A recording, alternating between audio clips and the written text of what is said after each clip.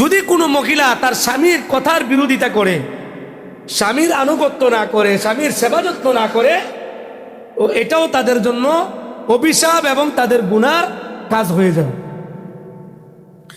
এই জন্য আল্লাহ সুবহানাহু ওয়া তাআলা মহিলাদেরকে স্বামীর সেবা যত্ন করবার জন্য, ঘরের ভিতরে থাকবার জন্য আল্লাহ তাআলা আদেশ করছে।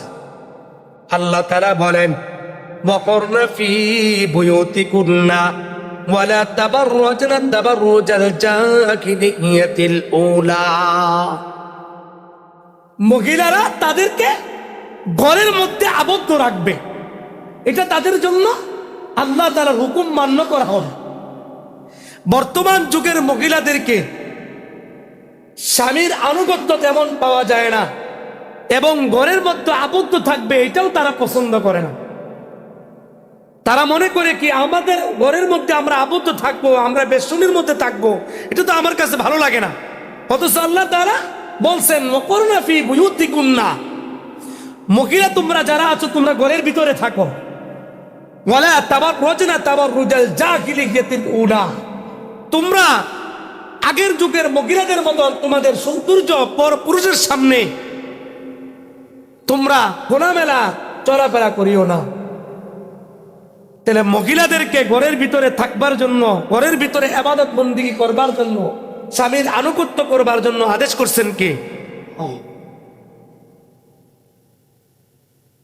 এই জন্য আল্লাহ রাসূল সাল্লাল্লাহু আলাইহি ওয়াসাল্লাম হাদিস শরীফের মধ্যে আলোচনা করেছেন, নবীজি একদিন ঈদুল আযহা অথবা ঈদুল ফিতরে নবীজি বের হয়েছেন ঈদের নামাজ পড়ার জন্য।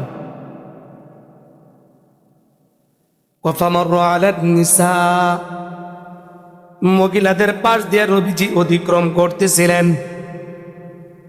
মহিলাদের দল দেখিয়া নবীজি মহিলাদেরকে ডাক দিয়া বললেন, ইয়া মাশারান নিসা, হে মহিলার দল, তাসাদদাকুনা, তোমরা বেশি বেশি দান করো, তোমরা বেশি বেশি দান করো। তাসাদদাকুনা, তোমরা বেশি বেশি দান করো।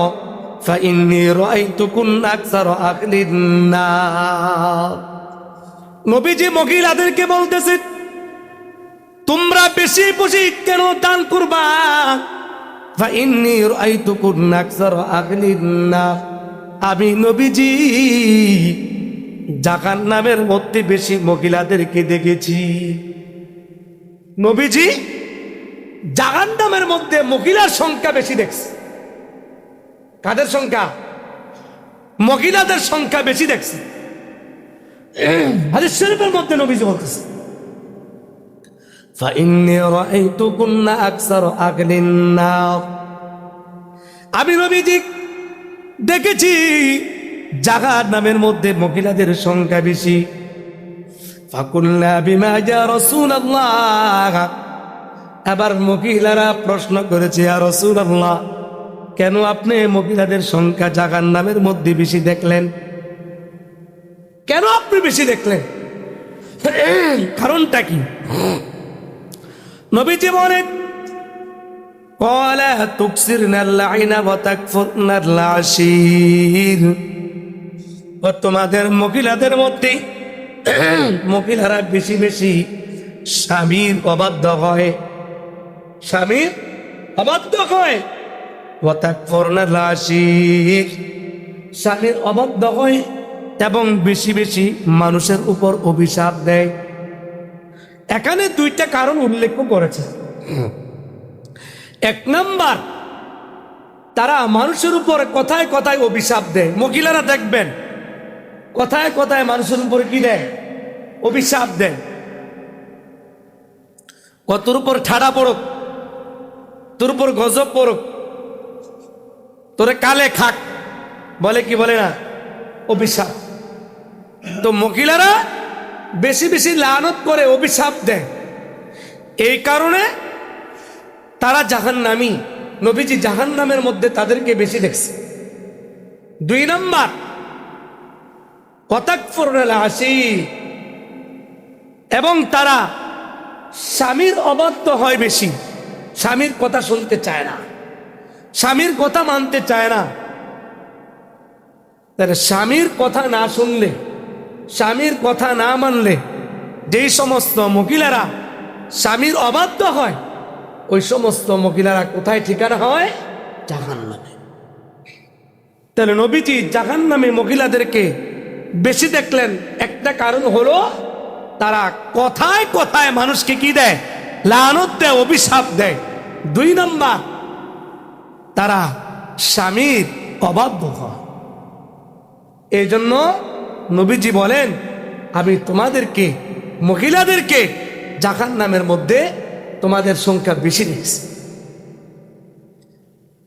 তো স্বামীর আনুগত্য করে না কেন? ওই মহিলারা বোঝা যায় দিনদার নয়। কারণ দিনদার যে সমস্ত মহিলারা হয়, যে সমস্ত মহিলারা ধার্মিক হয়, কোরআন হাদিস মোতাবেক নিজের জীবন পরিচালনা করে, আল্লাহ তাআলার ভয় যাদের অন্তরে আছে, তারা কখনো স্বামীর অবাধ্য হয়। এই জন্য বিবাহের ক্ষেত্রে দিনদারিতা দেখে কি করা? বিবাহ করা। যারা বিবাহ করছেন তো করছেন, নিজের ভাই, নিজের বোন, নিজের ভাতিজা, নিজের সন্তান আগামীতে যারা বিবাহ করবে, তাদেরকে দিনদারিতা দেখেই বিবাহ করান। ছেলে 5 ওয়াক্ত নামাজি, কিন্তু মেয়ে ছেলেদের সাথে গিয়ে কি করে? ডান্স করে, ডিজে গান করে। ছেলে 5 ওয়াক্ত নামাজ পড়ে, ডিজে গান করে, এমন একজন মহিলা বিবাহ করায় দিবে। তাহলে বলেন ভালো হইল না খারাপ হইল? কথা গান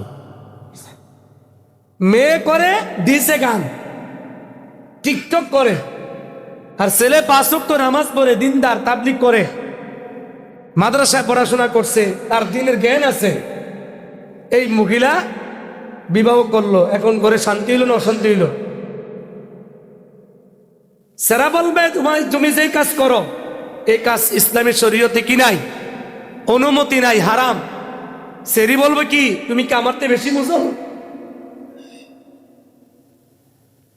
এই জন্য নবীজি বলছেন, তোমরা 4 গুণ দেখে মহিলাদেরকে বিবাহ করবা। কয় গুণ? 4 গুণ দেখে তোমরা বিবাহ করবা।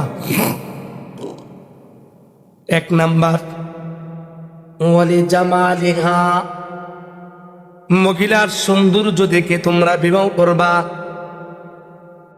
ওয়ালি হাসাবিহা, এবং তার সৌন্দর্য দেখে, ওয়ালি হাসাবিহা, ওয়ালি জামালিহা, ওয়ালি হাসাবিহা, ওয়ালি মালিহা, ওয়ালি দীনিহা, তার সৌন্দর্য দেখিয়া তোমরা বিবাহ করবা, এবং তার সম্পদ দেখিয়া তোমরা বিবাহ করবা।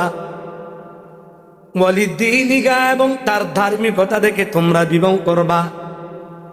নবীজি 4 নম্বরে বলছেন, ফাসবার বিজাতিদ দ্বীন, তোমরা দিনকে তারজিহ দাও, দিনকে প্রাধান্য দাও। এই 4 গুণের মধ্যে দিনকে তোমরা প্রাধান্য দাও। নবীজি দিনকে প্রাধান্য দেওয়ার জন্য, একটা মেয়ে সৌন্দর্য নাই, তুমি বংশ বনিয়াদ ভালো, টাকা পয়সাও ভালো, আবার একটা মেয়ে টাকা পয়সাও ভালো না, সৌন্দর্য তেমন না, কিন্তু বংশ বনিয়াদ ভালো এবং তার দিনদারিতা ভালো, তাহলে সেক্ষেত্রে তার দিনদারিতাকে কি দেওয়া? প্রাধান্য দেওয়া। হ্যাঁ, এখন মেয়েটা সুন্দর কিন্তু গরিব, কিন্তু 5 ওয়াক্ত নামাজ পড়ে পর্দায় থাকে, এমন মেয়ে কোটিপতির চাইতে 1000 গুণে। মেয়েটা গরিব কিন্তু সৌন্দর্য না, কিন্তু পর্দা পশিদায় থাকে, নামাজি, 1000 রূপসীর চাইতে আপনার এই মেয়েটা কি হবে? ভালো হবে। কারণ তার মধ্যে কি আছে? দিনদারিতা। এই জন্য ভাইয়েরা আমার, আল্লাহর নবীজি বললেন, দিনদারিতা দেখে তোমরা বিবাহ করবা। নবীজি দিনদারিতা করে, দিনদারিতা দেখে বিবাহ করার পাশাপাশি নবীজি দুইটা জিনিস থেকে বান্দাদেরকে বাঁচার জন্য, উম্মতদেরকে বাঁচবার জন্য আদেশ করছেন। এক নাম্বার, নবীজি বলেন ফাত্তাকুদ দুনিয়া, তোমরা দুনিয়া থেকে বেঁচে থাকো। এখন অনেকে বলতে পারেন যে হুজুর এটা তো বুঝলাম না, দুনিয়া থেকে বেঁচে থাকো মানে কি? দুনিয়ার সৌন্দর্য, দুনিয়ার মোহাব্বত, ভালোবাসা, দুনিয়ার চাকচক্য, এগুলো থেকে তোমরা বেঁচে থাকো। কারণ এই দুনিয়ার সৌন্দর্য তোমার জন্য চিরদিনের জন্য না। এই দুনিয়ার ধন সম্পদ, বাড়ি গাড়ির মোহাব্বত, ভালোবাসা চিরদিনের জন্য। এগুলো মনে করি আমরা বহুত টাকা কামাইছি, বহুত পয়সা কামাইছি, মেয়ের জন্য ছেলের জন্য দিয়া যাবো, কত কিছু হবে না, এগুলো আমাদের সঙ্গে কিছুই যাবেন। এই জন্য নবীজি বলছেন ফাত্তাকুদ দুনিয়া, তোমরা দুনিয়ার মোহাব্বত, ভালোবাসা থেকে তোমরা বেঁচে থাকো।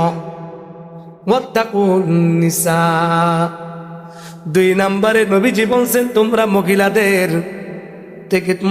ফিতনা থেকে তোমরা বেঁচে থাকো। মহিলাদের ফিতনা, হুজুরিরা কি বললেন বুঝলাম না। দুনিয়ার মধ্যে সবচেয়ে বড় ফিতনা হলো মহিলাদের ফিতনা। একটা দিনদার মানুষকে ফিতনা ফলানোর মধ্যে একজন মহিলাই যথেষ্ট। একটা মহিলা, একটা পুরুষের চরিত্র নষ্ট করবার জন্য একজন মহিলাই যথেষ্ট। একজন বদকার মহিলা যদি একজন দিনদার পুরুষকে নষ্ট করতে চায়, তাহলে একজন বদকার মহিলার আখলাকে যথেষ্ট। এই জন্য নবীজি বলছেন তোমরা মহিলাদের ফিতনা থেকে বেঁচে থাকো। তোমাদের সন্তানদেরকে, তোমাদের পরিবারদেরকে, তোমাদের নিজেদেরকে মহিলাদের ফিতনা থেকে বাঁচায় রাখো। কারণ কি? বনি ইসরাইলের মধ্যে সর্বপ্রথম যে ফিতনা হয়েছে সেটা হলো মহিলাদের ফিতনা। আজকাল সমাজের মধ্যে, ফ্যামিলির ভিতরে মহিলাদের ফিতনা চলতেছে। ছেলে আছে, মেয়ে আছে, কিন্তু পর পুরুষের পাগল পারা হয়ে ফ্যামিলি নষ্ট হয়ে যাচ্ছে। আবার বহুত পুরুষ এমন আছে পর নারীর প্রতি আসক্ত হইয়া নিজের ফ্যামিলি ধ্বংস করে দিচ্ছে।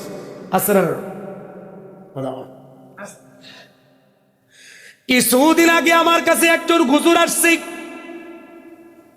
একজন দিনদার মানুষ আমার কাছে আসছে। আসার পর বলতেছি, হুজুর আমার বাবা বৃদ্ধ হয়ে গেছে, দাড়ি পাইকা গেছে, আমার মা আছে, আমরা সন্তানাদি আছি, তারপরেও আমার বাবা বড় নারীর প্রতি আসক্ত হয়ে আছে। আমাদের ফ্যামিলিটা ধীরে ধীরে সব ধ্বংস হয়ে যাচ্ছে। কি বুঝলেন? হ্যাঁ, মুরব্বী মানুষ, সন্তান আছে, নাতিপুতি আছে, নিজের ফ্যামিলি আছে, তারপরও অন্য মহিলার হাত ধরে আসে। এ কথা যখন সন্তানেরা শুনে, সন্তানের কানে আসে, তখন সন্তানদের কাছে ভালো লাগে না খারাপ লাগে? কথা হোক, খারাপ লাগে। এটা হলো বড় ফিতনা। বর্তমান যুগে নারী ফিতনার চাইতে বড় ফিতনার কিছু হইতে পারে। এই জন্য ভাইয়েরা আমার, আল্লাহর নবীজি বলেছেন চার জিনিস সৌভাগ্যের একটা লক্ষণ। চারটা জিনিস হলো সৌভাগ্যের লক্ষণ।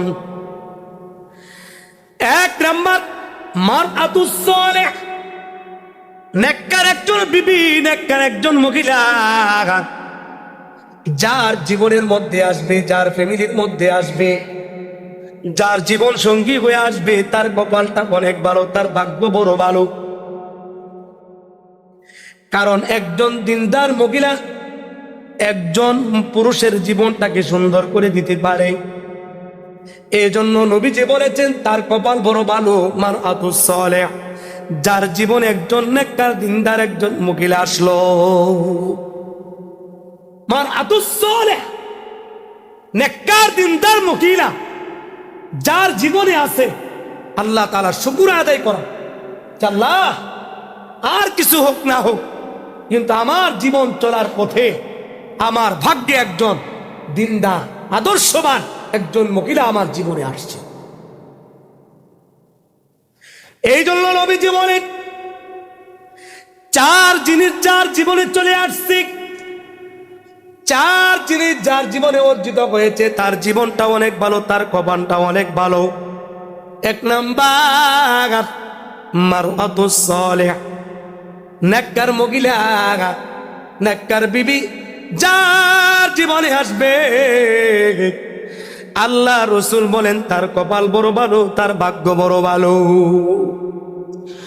দুই নাম্বার জারুস সালেহ, ভালো প্রতিবেশী, ভালো প্রতিবেশী যার ভালো, তার জীবন বড় ভালো। কারণ প্রতিবেশী যদি ভালো না হয়, সমাজের মধ্যে চলাফেরাও কঠিন হয়ে যায়, কষ্ট হয়ে যায়। দেখবেন অনেকে অতিষ্ঠ হয়ে কয়, এই এলাকার মধ্যে আমি থাকবো না, এই গ্রামের মধ্যে আমি থাকবো না, অন্য এলাকায় চলে যাব। কয় কি কয় না? এই জন্য হাদিস শরীফের মধ্যে আসছে জারুস সালিহ, ভালো প্রতিবেশী যার ভালো, তার কপাল বড়। তিন নাম্বার আল মাসকানুল ওয়াসি', আল মাসকানুল ওয়াসি', যার থাকার জায়গাটা বড়, যার থাকার জায়গাটা কি প্রশস্ত, যার থাকার জায়গাটা বড়। আল্লাহ তাআলা যাকে তৌফিক দিয়েছে থাকার জায়গা বড় করবা, শুকরিয়া আদায় করা যে আল্লাহ তাআলা আমাকে থাকার জায়গা একটা বড় দান করছে। অনেক মানুষ আমার মতন যারা ভাড়া থাকে, হ্যাঁ, ছোট্ট একটা ঘরের ভিতরে, হ্যাঁ, একটা ঘরের ভিতরে রুম, এটার মধ্যে বাথরুম, এটার মধ্যে ঘোরাফেরা, এটার মধ্যে থাকা, এটার মধ্যে খাওয়া দাওয়া সব আছে না নেই? বের হওয়ার মতন কোনো কি নেই, আরাম আয়েসে চলাফেরা করবার, হাঁটবার মতন, দৌড়াদৌড়ি করবার মতন ব্যবস্থা। ফ্ল্যাট পাশা নিয়ে যারা থাকে, এটার মধ্যে দৌড়াদৌড়ি করন যায়নি, দৌড়াদৌড়ি করন যায়, হাঁটাহাঁটি করা যায়। এই জন্য নবীজি বলেছেন আল মাসকানুল ওয়াসি', প্রশস্ত একটা বাড়ি যার আছে তার কপাল অনেক ভালো। যার আছে সে বুঝে, যার নাই সে বুঝে কষ্ট। চার নাম্বার আল মারকাবুল গানি, যার চলাফেরার ব্যবস্থা সুন্দর, তার কপাল বড় ভালো। চলাফেরা ব্যবস্থা যার সুন্দর, রাস্তাঘাট ভালো, এক জায়গা থেকে আরেক জায়গা যাইবেন, গড়তে বাড়িলেই গাড়ি, গড়তে বাড়িলে কি গাড়ি পাওয়া যায়। কিন্তু আর যদি এমন হয় গড়তে বাড়াইলে হাঁটো, গাড়ি পর্যন্ত যাইতে হাঁটতে হবে আধা ঘন্টা, তাহলে মনটা ভালো থাকবে না খারাপ থাকবে? গ্রামগঞ্জে বহু জায়গা এমন আছে, গাড়ি পাইতে হাঁটতে হইব আধা ঘন্টা, 15 মিনিট 20 মিনিট। ঘর থেকে বের গেলে পানি, ভালো রাস্তার ব্যবস্থা নাই, যাতায়াতের ব্যবস্থা ভালো নাই, হ্যাঁ, গাড়ির জন্য দাঁড়ায় থাকতে হয় 2 ঘন্টা 1 ঘন্টা, তাহলে এটা কি কষ্ট না? এই জন্য নবীজি বলেছেন আল মারকাবুল হানি, যার যাতায়াতের ব্যবস্থা ভালো, এমন জায়গায় বসবাস করে যার যাতায়াতের ব্যবস্থা কি সুবিধা সুন্দর, তার কপাল ভালো, ভাগ্য ভালো। এরপরে নবীজি বলেছেন খৈরুন নিসাই সালাস, যার বিবি আছে, নেককার বিবি চিনবার জন্য কয়েকটা আলামত আছে। এর মধ্যে 1 নাম্বার আলামত ইদা নাজারতা ইলাইহা সাররাতকা, যে পুরুষ তার মহিলার দিকে তাকাইলে তার শান্তি আসে। কি আসে? কথা কয় না, শান্তি আসে, শান্তি লাগে যে আমার বিবি আলহামদুলিল্লাহ সব দিকে ভালো। ইদা নাজারতা ইলাইকা সাররাতকা, যেই বিবির দিকে তাকাইলে স্বামীর শান্তি আসে, শান্তি লাগে, ভালো লাগে, বুঝবেন ওই মহিলা নেককার, ওই মহিলা কি। 2 নাম্বার ওয়া ইদা আমারতাকা আতাআতকা, স্বামী যখন মহিলাকে কোনো আদেশ করে, স্বামীর আদেশ শোনার সঙ্গে সঙ্গে মহিলা ওই স্বামীর কথা সুন্দর করে পালন করে, স্বামীর কথা সুন্দর করে পালন করে, স্বামীর কথা মান্য করে, কথায় কথায় স্বামীর সাথে তর্ক করে না, স্বামীর সাথে কথায় কথায় ঝগড়া করে না। আল্লাহ নবীজি বলে, যেই মহিলাটা স্বামীর কথা সুন্দর করে মানে, ওই মহিলাটাও নেককার মহিলা, ওই মহিলাটাও কি নেককার মহিলা।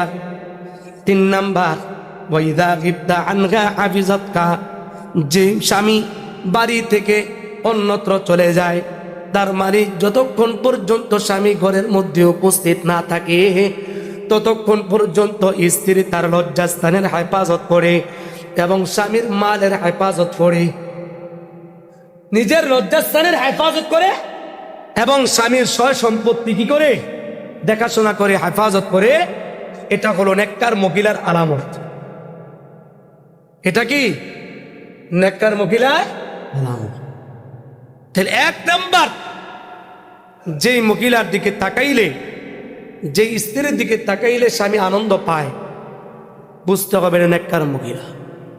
2 নাম্বার, যেই মহিলা স্বামীর আনুগত্য করে। 3 নাম্বার, যে মহিলা স্বামীর অনুপস্থিতিতে নিজের জীবনকে, নিজের সতীত্ব হেফাজত করে। আজকাল তো সমাজের মধ্যে বহুত মহিলা এমন আছে, স্বামী ঘর থেকে বের হয়ে গেলে কি অন্য পুরুষের সঙ্গে আলাপ করতে শুরু করে দেয়। আসেনি? খালতো ভাই, টালতো ভাই, জাড়াতো ভাই, হ্যাঁ, কত মানুষের সঙ্গে রসের আলাপ। হ্যাঁ, এটাকে সতীত্ব রক্ষা করা বলা হয় না। যে মহিলা স্বামীর অনুপস্থিতিতে পর পুরুষের সঙ্গে কথা বলে না, নিজেকে হেফাজত করে রাখে, নিজেকে যত্ন করে, স্বামীর মালের হেফাজত করে, নিজের স্বামীর বাড়ি ঘরের হেফাজত করে, বুঝবেন এই মহিলাটা নেককার। খালি সুন্দর দবদবে হইলেও হবে না। আপনি সুন্দর একটা বিয়ে করে আনলেন, আদব আখলাক ভালো না, নামাজ পড়ে না, রোজা রাখে না, স্বামীর কথা শোনে না, শ্বশুর শাশুড়ির সম্মান করে না, হ্যাঁ, খালি কতক্ষণ পরপর বাইরে গিয়ে ঘুরে টিকটক করে, ভালো না খারাপ কথা হয়? আজকাল সমাজে আসেনি আমাদের এগুলি, বহুত চলতেছে। এই জন্য নিজের বিবি যারা আছে তাদেরকে কিভাবে নেককার বানানো যায়, তাদেরকে আরো কিভাবে আখলাকি বানানো যায়, তাদেরকে কিভাবে আরো সৎ বানানো যায়, এদিকে চিন্তা বিঘ্ন না। এরপরে আল্লাহর নবী যে বলেন, এই 3টা গুণ ব্যতীত আরো 4টা গুণ আছে। এই 4টা গুণ যে মহিলার মধ্যে পাওয়া যাবে, বোঝা যাবে এই মহিলাগুলো জান্নাতি, জান্নাতি নেককার মহিলা। আল্লাহ নবী যে বলেন, আল মারওয়াতু ইযা সাল্লাত খামসাহা, যেই মহিলাটা 5 ওয়াক্ত নামাজ আদায় করে, মহিলাটা কোনো নেককার জান্নাতি। তাহলে বোঝা যায় যে মহিলারা 5 ওয়াক্ত নামাজ আদায় করে, 5 ওয়াক্ত নামাজ পড়ে, ওই মহিলাটাও নেককার, ওই মহিলাটাও জান্নাতি। 2 নাম্বার, ওয়াসামাত শাহরাহা, 5 ওয়াক্ত নামাজ পড়ার পাশাপাশি পবিত্র মাঘে রমজানের রোজাগুলো সঠিকভাবে আদায় করে, পবিত্র মাঘে রমজানে রোজাগুলো সুন্দর করে আদায় করে, 5 ওয়াক্ত নামাজ পড়ার পাশাপাশি এই মহিলাটাও কি নেককার। 3 নাম্বার, ওয়াতাআত বালাগা, 5 ওয়াক্ত নামাজ পড়ে, রমজান মাসে রোজা রাখে। 3 নাম্বার, স্বামীর আনুগত্য করে, স্বামীর কি কথা মানে, স্বামীর আনুগত্য করে, মানে কি স্বামী যা কয় তা শুনে। তবে এমন স্বামী এমন কথা কইল, এমন কথা বলল যে কথাগুলো কি গুনার কথা, কথা বুঝেননি? স্বামী এখন বলল, যাও খালতো ভাইয়ের সঙ্গে কি বসে বসে রসের আলাপ করো। খালতো ভাই আসছে, বন্ধু বান্ধব আসছে, এখন স্বামী বলল, যাও আমার বন্ধুরে নাস্তা দিয়ে আসো। এখন যে বন্ধুর সামনে গিয়ে নাস্তা দিয়ে আসলো, ভালো কাজ করছে না খারাপ কাজ করছে? কথা কয় না। আপনার বন্ধু বান্ধব, স্বাস্থ্য ভাই, যারা তো ভাই সামনে আসলো খাবার নিয়ে, হ্যাঁ, খাবার নিয়ে আসছে, বিভিন্ন ধরনের কি নাস্তা নিয়ে আসছে সামনে, এটা কি জায়েজ হইছে? নাস্তা দেওয়া তো না জায়েজ না, খাবার দেওয়া তো না জায়েজ না, কিন্তু আপনার বিবি যে আপনার বন্ধুর সামনে গেল বেপর্দা হইয়া সাজুগুজু কইয়া, এটা কি হারাম? এটা কি হারাম? এটা জায়েজ। আপনার বাড়িতে মেহমান দাওয়াত দিছে, ভালো কথা, মেহমানদারি করা ভালো কাজ, সওয়াবের কাজ, নেকের কাজ। কিন্তু আপনার বিবির আপনি পাঠাই দিছেন, যাও আমার মেহমানদেরকে সুন্দর করে মেহমানদারি করো। কতক্ষণ পরে খাবার নিয়ে যায়, ভাত নিয়ে যায়, তরকারি নিয়ে যায়, সুন্দর করে পরিবেশন করতেছে। আর যে সমস্ত অপর পুরুষরা আছে তার দিকে তাকায় রয়েছে, তাহলে ভালো কাজ হইল না গুনার কাজ হইল? তা আমাদের সমাজে আজকে এগুলি চলতেছে। আমাদের সমাজে কি এগুলি চলতেছে? পর্দা পশিদার কোনো ভেদাভেদ নাই। চাচতো ভাই, খালতো ভাই, তালতো ভাইয়ের সামনে নিজের বিবিকে পাঠাই দিতেছে। যাক কি হইব, তোমার ভাবি লাগে, তোমার মামি লাগে, হ্যাঁ তোমার শাশি লাগে, এগুলি বইলা বইলা কি সামনে খাবার নিয়ে যেতেছে, খাবার পরিবেশন করতেছে। অথচ ইসলামী শরীয়তে এগুলি কি নাই, জায়েজ। হ্যাঁ, আপনি তাদেরকে মেহমানদারি করেন। আপনার যদি খাবার পরিবেশন করবার মতন কেউ না থাকে, তাহলে আপনি বোরকা পরিধান করে, হিজাব পরিবেশন করে, হিজাব পরিধান করে আপনি কি করে খাবারের ব্যবস্থা করেন, সমস্যা। এটা ইসলাম আমাকে শিখাইছে। এই জন্য স্বামীর অনুপস্থিতিতে মেহমানদেরকে মেহমানদারি করানোর উত্তম পদ্ধতি হলো মাহরাম ব্যতীত, গায়রে মাহরাম, নিজের যাদের সাথে সাক্ষাৎ করা জায়েজ আছে এদেরকে ব্যতীত অন্য যারা আছে তাদের সাথে সাক্ষাৎ করা, তাদেরকে খাবার পরিবেশন করা অবশ্যই পর্দার মাধ্যমে। যে তাহলে স্বামীর আনুগত্য করা, কিন্তু স্বামী আপনাকে ইসলাম বিরোধী, শরীয়ত বিরোধী কিছু কাজ করার জন্য আদেশ করলো। এখন স্বামী কইলে তুমি টিকটক করো, সাজগুজু করে কি আমার সাথে টিকটক করো, আমার সাথে গান করো, আমার সাথে নাটক সিনেমা করো, এলে হালাল না হারাম? কথা কয় না। আপনারা কি আমার কথা বুঝতেছে? এখন কোন ছেলে বিবাহ করলো, স্বামী এখন স্ত্রী তারা দুইজন, একজন আরেকজনে করলো, চলো আমরা এবার কি করি, আমরা ব্লগ ভিডিও বানাই। হ্যাঁ, এখন ব্লগ ভিডিও বানানো শুরু করছে,